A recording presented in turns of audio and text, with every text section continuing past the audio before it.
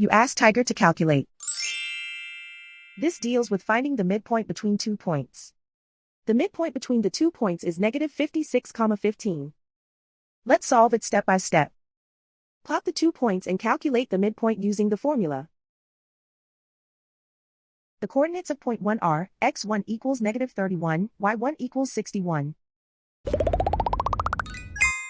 The coordinates of point 2 are, x2 equals negative 81, y2 equals negative 31.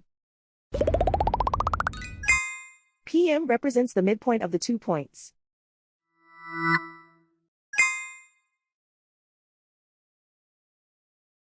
Use the x values in the midpoint formula to find the midpoints x. x1 equals negative 31. x2 equals negative 81. Simplify the arithmetic.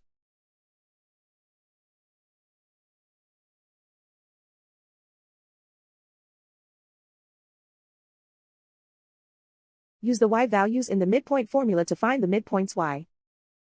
y1 equals 61.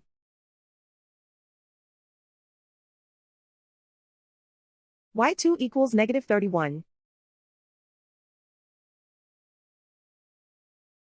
Simplify the arithmetic.